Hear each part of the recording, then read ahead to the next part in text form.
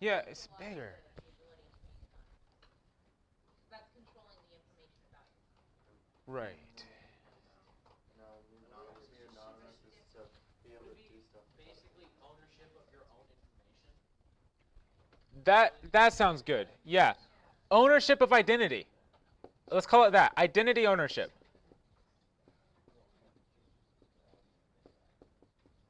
So our second chances is all about how you can reinvent yourself.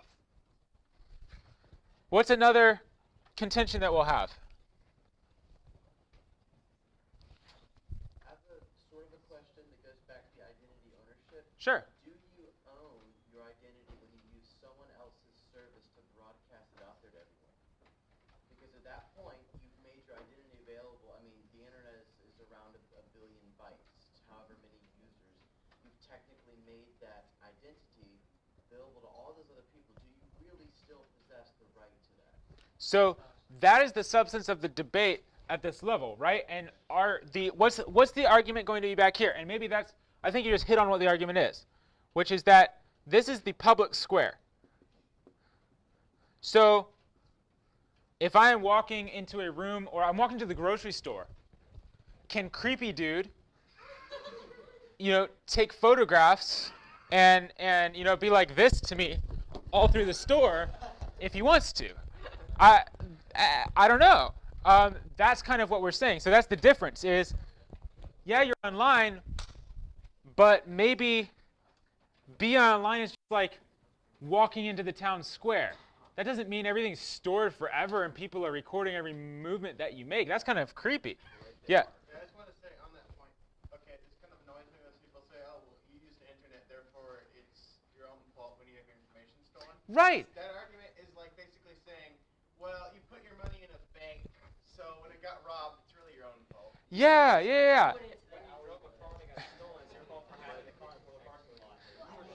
Let's call it the mafia.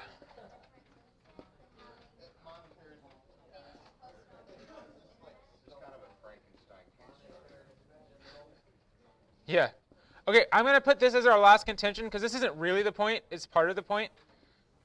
That there's the mafia contention is the illusion of choice is control. In other words, yeah, you used the internet that I built for you.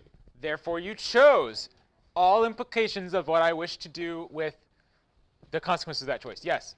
I feel like, and this isn't wrong, but I feel like we're getting a little muddled between just having information available and having it taken. Somebody being able to see your information through a search engine or through just like URL. Uh-huh. It's different from that person then taking that and using that information for malicious. Right. By the way, rights can be forgotten technically. It does not mean that the information is deleted. It means that it's taken out of a search engine's index. Yeah. It's still on the web page.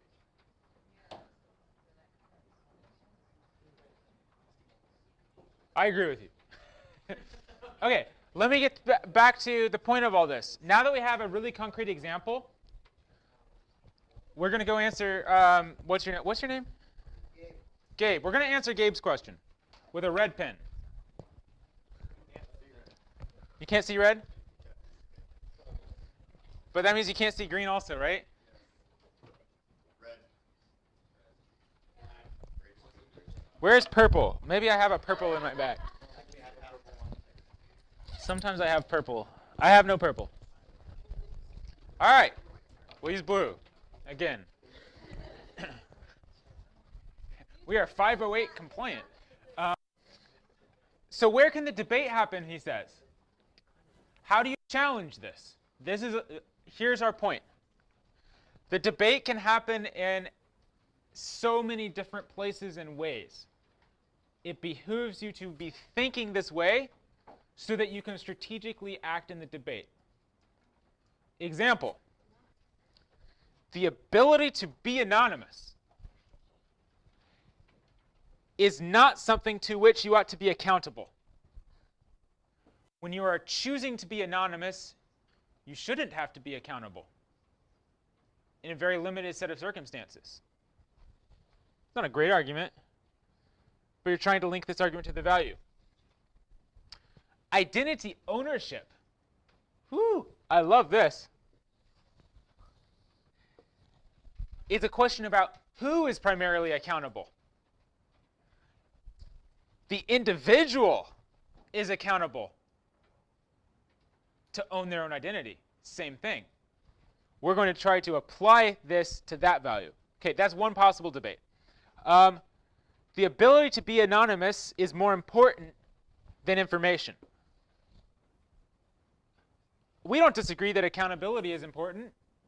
We just disagree about the ability to be anonymous versus access to information. We think this is more important. So privacy and accountability is a wash. Who cares? It's down at this level. Or information obviously is antithetical to privacy, is this person's argument. So we agree with accountability, but privacy eats information. So in this case, despite accountability being on top, privacy second, and information is subservient to it. Therefore, you don't get access to these points. Or this point's just bad. That's what we typically think of as debate. Or this point, internet cookies are an example of bad types of information and outweigh access to information. The NSA should not have access to your internet cookies from 10 years ago. So now we're comparing directly to, this is the debate that we expect. We can argue, have you ever been in a value debate where you end up agreeing that you basically had the same value even though they weren't the same thing? Yeah, this example isn't serving me for that, but that happens all the time. What's an example of when that happens? It's like when somebody says, we value human rights, and the other person says, we value natural rights, and then by the end of the debate round, they're like, whatever, they're the same thing. That's a debate that happens between here and here. What does that do? That doesn't solve the debate. It just means the real value debate is now happening at the criterion level. And then you try to steal their contentions and point their contentions to through your criteria and access them.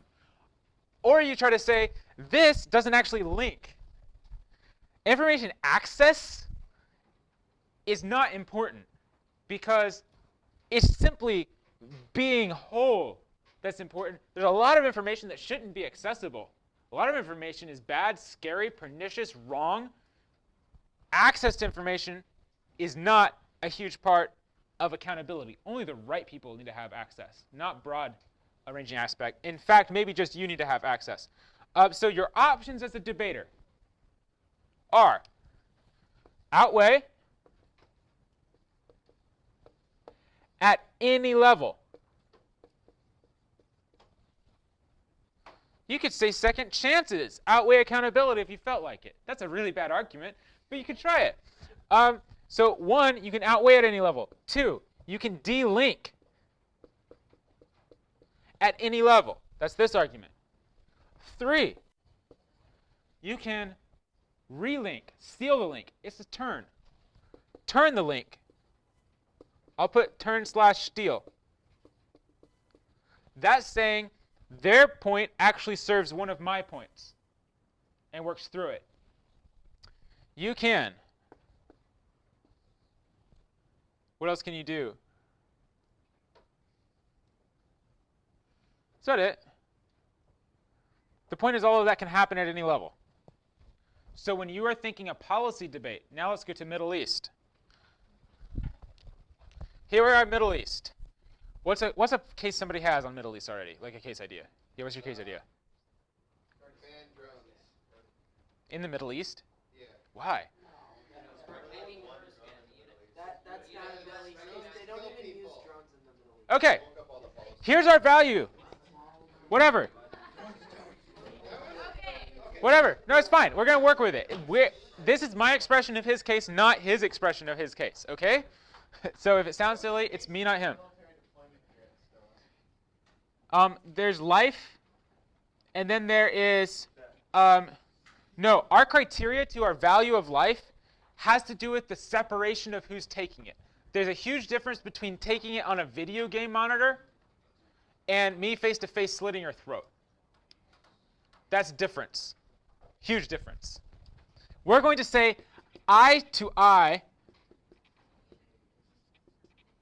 life and death choices